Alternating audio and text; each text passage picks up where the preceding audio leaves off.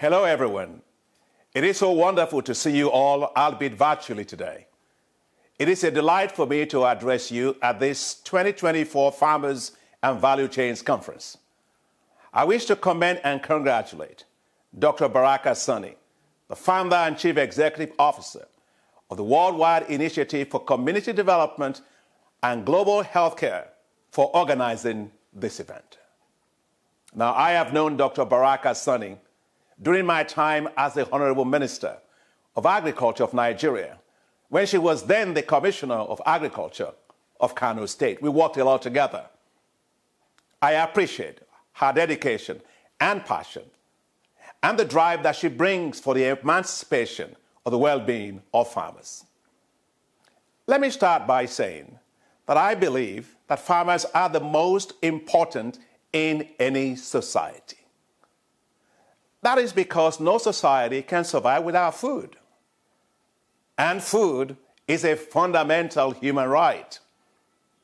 By supporting farmers, we assure that the basic need of societies, that is food security, can be met using domestic resources and capabilities. Relying on food imported from others for basic needs is not how to assure food security. The way to assure sustainable food security is to support farmers to produce food locally. And that is why, following the outbreak of the Russia-Ukraine war, as food prices soared globally, the African Development Bank, under my leadership, took the position to support Africa to produce food by immediately launching its $1.5 billion African Emergency Food Production Facility. The results over the past 2 years have been impactful. Over 11.6 million farmers have been supported with access to improved seeds and fertilizers. They have produced about 35 million metric tons of food with a market value of $13.1 billion, surpassing actually the target we set by 9.4%. Africa, I believe, should not be importing food. Africa should be a major food exporting continent. That is because 65% of the uncultivated arable land left to feed the world is in Africa, right here. So what Africa does with agriculture will determine the future of food in the world. The key to unlocking this potential for agriculture is a strong political will of leaders. Now, that was the kind of political will that was demonstrated when I was Minister of Agriculture of Nigeria under His Excellency President Goodluck Jonathan. We launched the Growth Enhancement Scheme called GES and the Electronic Wallet Scheme called eWallet that brought transparency into the subsidy program for seeds and fertilizers, eliminated corruption, and provided farmers across the country with access to seeds and fertilizers. I am proud that we increased the percentage of farmers that receive government-subsidized seeds and fertilizers from the low 11% that went on for decades to 94%. There was food everywhere. Now, I recall with nostalgia how I used to travel across farms, especially in northern Nigeria, where we saw bountiful harvests of rice under our National Dry Season Program, the first ever national dry season policy in the history of Nigeria.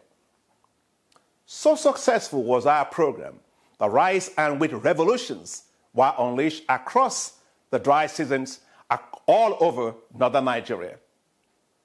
Women farmers were some of the largest beneficiaries.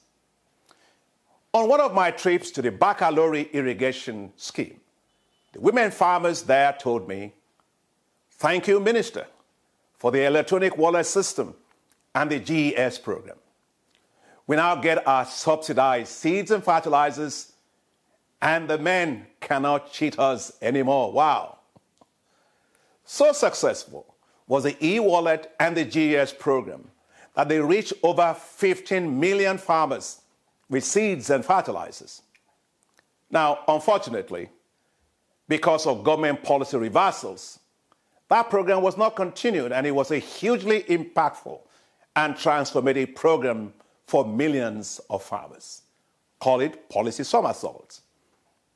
The government should revive the GES and the e-wallet programs and ensure that they are enshrined in law to secure the future access of farmers to improve seeds and fertilizers at scale of millions of farmers.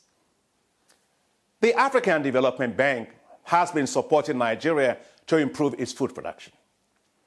We provided $134 million to support Nigeria for emergency food production.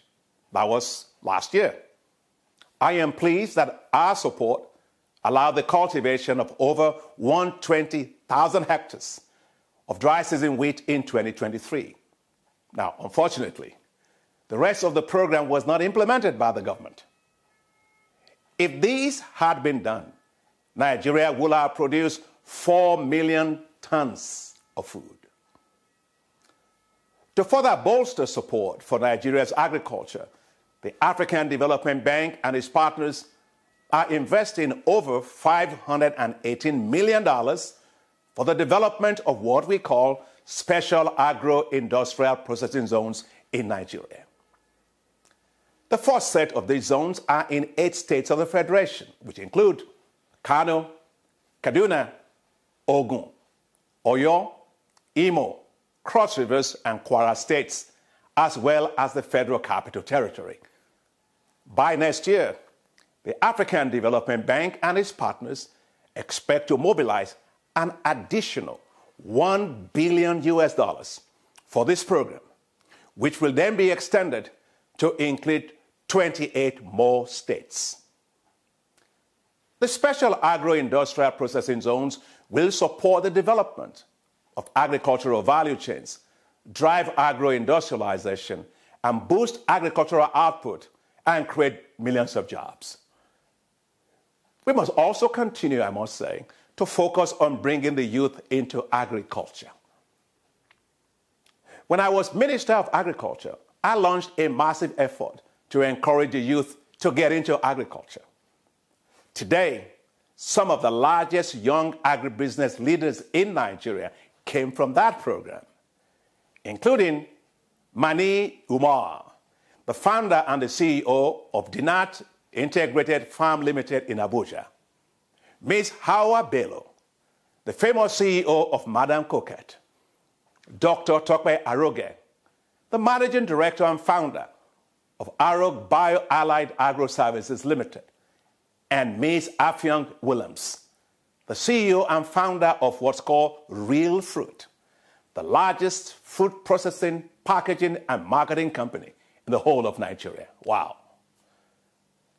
Let me tell you, the youths that are listening to me today and those who will get to listen to my speech, you should get into agriculture as a business all across Africa. The billionaires of Africa will come from the food and agriculture industry. Now, just think about what I just said. This is why. The size of the food and agricultural market in Africa will be worth $1 trillion by 2030. That's 6 years from now.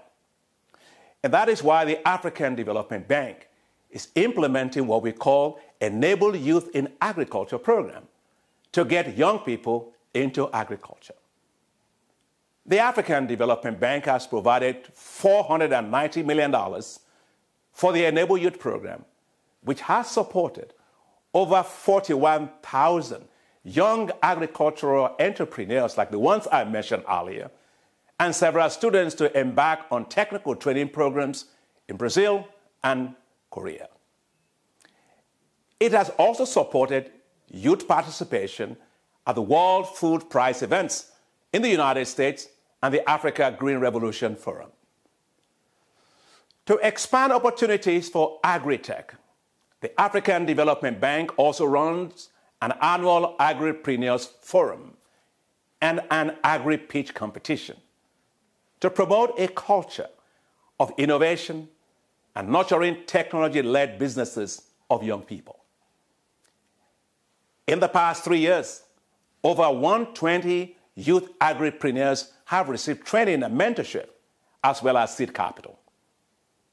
For example, 4 of the 6 finalists of the Agri-Pitch competition from the 2020 cohort went on to raise an additional $1.2 million in grants and $230,000 in equity for their respective business ideas. Just imagine.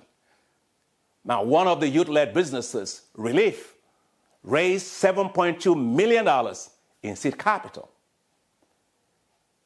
There are yet many more stories of the youth leading Africa's agri-tech industry, from using automated tractors, artificial intelligence, robotics, and blockchains to solving challenges in the supply chains and connecting sellers and buyers. They are all in the race to unlock the $1 trillion potential of the food and agriculture market in Africa by 2030. Now, isn't that amazing? Such is the power of Africa's youth changing agriculture. Now, you, the youth, will deliver a talent dividend for Nigeria. You, the farmers and agribusinesses, and the leaders of these sectors must change Nigeria. Yes, let's make Nigeria a better place, a place that is free from hunger and food insecurity. Contribute your part, and may God help us to complete the rest. Thank you very much. God bless you all.